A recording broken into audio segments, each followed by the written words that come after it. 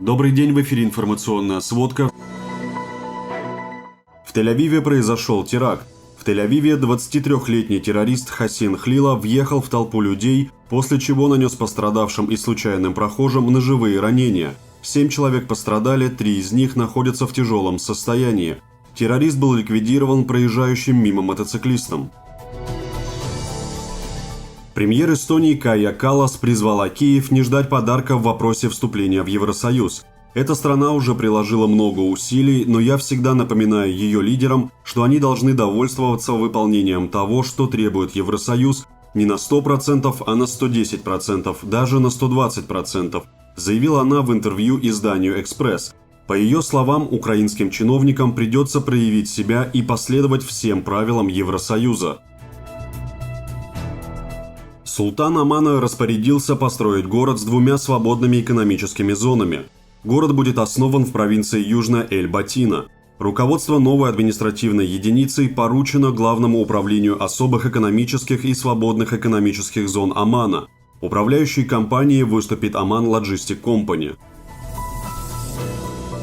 Глава военного комитета НАТО заявил, Украина не получит истребители до конца контрнаступления. Роб Бауэр отметил, обеспечение Украины истребителями, о которых она просила, является важной дискуссией, однако она не будет решена в ближайшей перспективе. ВСУ провалили первый этап контрнаступления. Об этом в беседе с изданием Welt заявил полковник вооруженных сил Австрии Маркус Рейснер.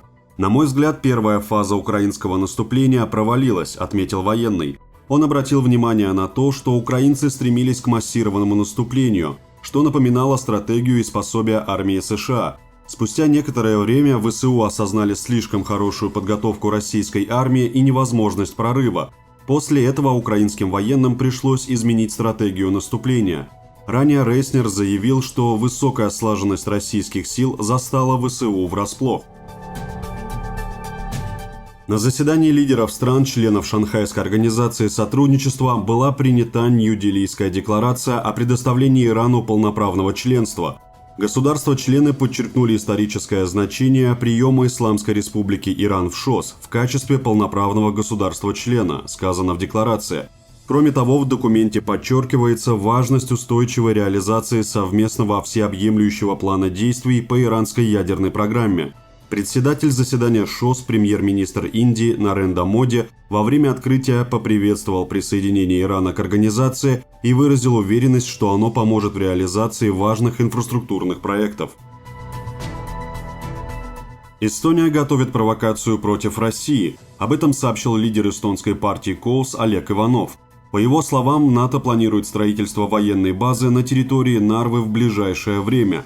Обезлюживается город Нарва с целью постройки натовской базы, практически под Питером 100 километров. Пара минут и ракета уже в Питере. Все это появится уже в ближайшие 2 года.